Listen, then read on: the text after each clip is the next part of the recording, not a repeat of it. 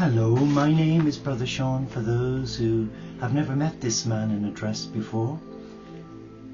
But all joking apart, I am a Catholic Christian, a lay monastic Franciscan monk, who lives a contemplative life from my monastery without walls, but I'm also a member of the Teo community of Interfaith Franciscans.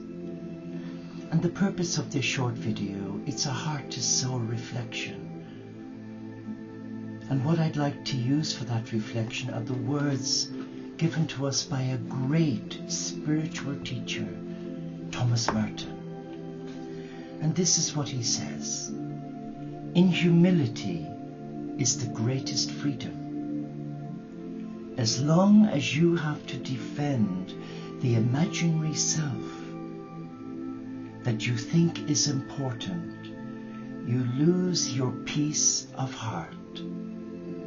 As soon as you compare that shadow with the shadows of other people, you lose all joy, because you have begun to trade in unrealities, and there is no joy in things that do not exist. In humility is the greatest freedom. One of the downfalls for many of us on the spiritual path is ego. We battle with it every day. The mind is a gift from God, but it also can be the seedbed for the Antichrist, who seeks to knock us off course and keep us down in the gutter.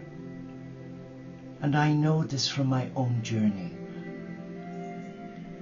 because for many, many years I was what you would call a devout Catholic Christian who thought he'd surrendered his heart.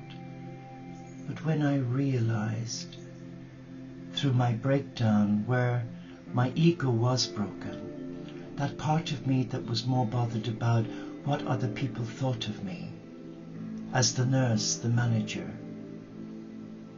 the regular church attender, my attention was focused not on what God thought, but on what others thought of me.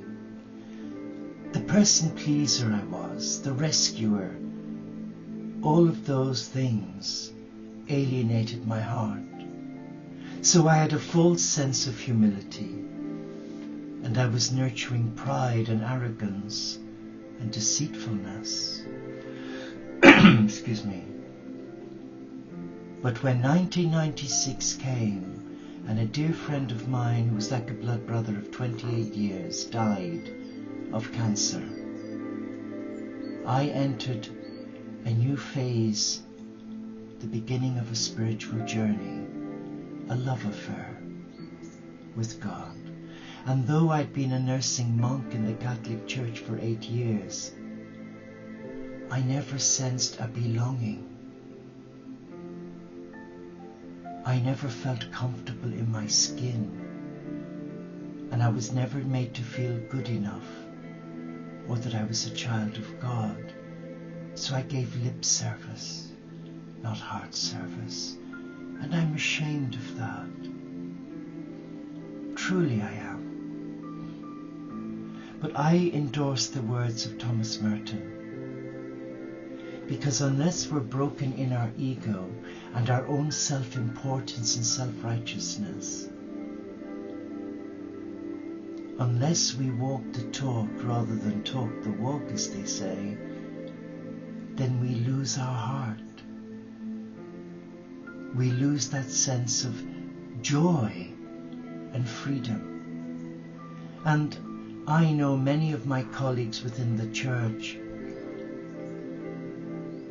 there are a few who are deeply happy, like Papa Francis, the new Pope, and who radiate that joy. It's infectious. But there are so many, and the light has gone out as it did in me. And it took about 40 years in a wilderness of my own doing, my own stubbornness of heart, my reluctance to listen, to be told. Oh, I was such a pain in the butt. and how God put up with me, but He did, and never gave up on me when I gave up on me. And though I battled with suicidal ideation as a side effect of Prozac and disinhibited, disassociated behaviour, I was a real character. I'd gone from being a law-abiding citizen, an upright person in the community, to becoming an absolute maniac. And guess what? I was even found stark naked in Dublin, in the city centre. I was out of my mind. I was irresponsible. But God had a plan. And through loving nurturing, He brought 3 amazing people into my life when I got on my knees and asked for help. But I wasn't all pious and holy, dear God, please help me a sinner. No. I challenged God. I said, you said, whatever you ask in my name, in the name of Christ, I will do for you. I said, well, honor your words, because I am really screwed up and hurting. And within 7 days, something amazing happened. 3 beautiful people came into my life and empowered me to self-heal. And it's been a long journey, a slow process. And there have been times when I've slipped up and fallen back.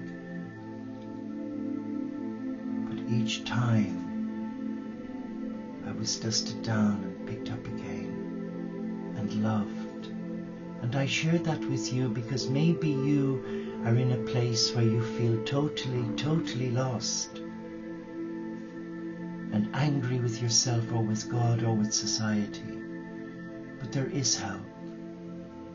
I mean, from being the extrovert, I've now become an introvert. I used to hate my own company, now I love it. I couldn't cope with peace and stillness and silence, now I embrace it. I've undergone a complete metamorphosis. And I am happy for the first time in my life in my own skin, albeit 65 years old and weathered. And though parts of me is going south, I can assure you, the moment you surrender your heart to God, to love, not to become a born-again, evangelical, Bible-bashing, whatever, because they scare me. And the reason why I was guided to become a Franciscan was because I love animals, I love nature, and I love being in the cathedral of God.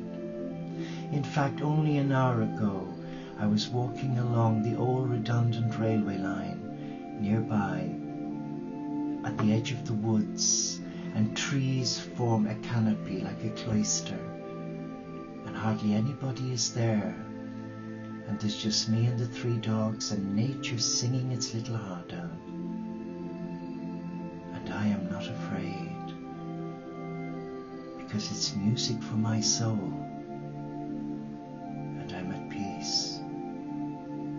And that internal peace is because God had to deal with me quite harshly and take me from being a self-opinionated, bombastic, arrogant, deceitful, manipulative, scheming, lip service Christian, Catholic Christian, to becoming an enclosed monastic who embraces a much simpler life. So if we are willing to surrender our heart to God and willing to trust in the powers of God, then stand back and wait for the fireworks, because something amazing will happen for you if you're willing to trust. And that's the key word. Who do you trust? Your mind, forget it. Or your God, go with it. All things are possible for those who believe. All things are achievable for those who trust. And I'm not saying that I'm an example for you to follow, because I'm not. Because we're all unique, but remember this. The saints of God had a past.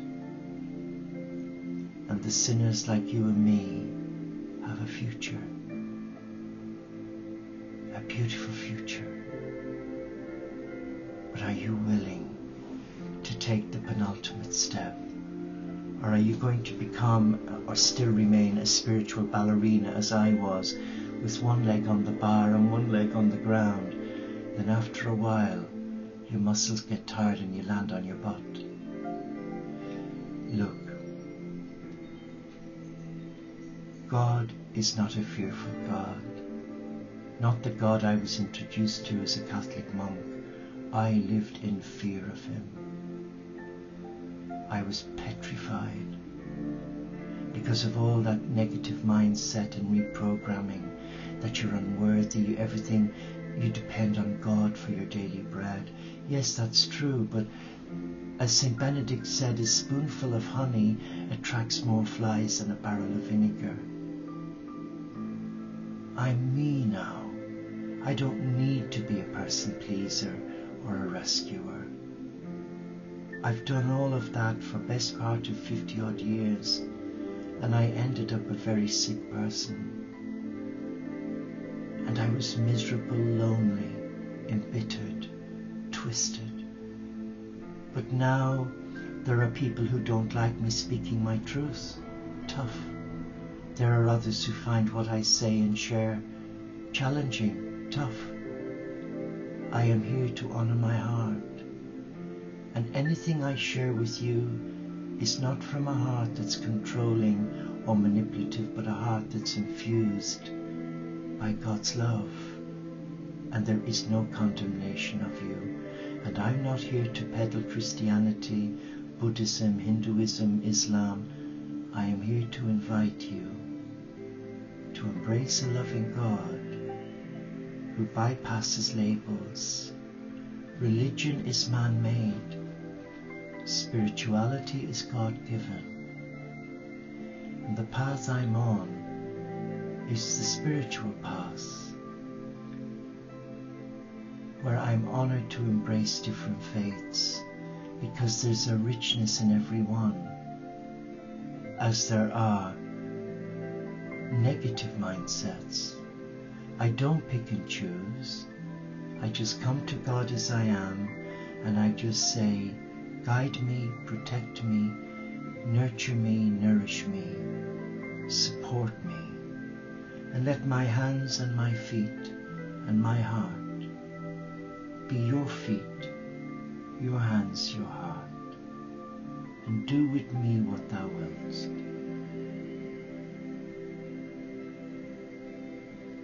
Thank you for watching this owl monk share with you from his heart. And I ask you to pray for me, because I'm human. And in my humanity I battle every day bipolar. But that's a prayer. That's my greatest gift I offer to God. Yeah. Namaste. Keep in touch.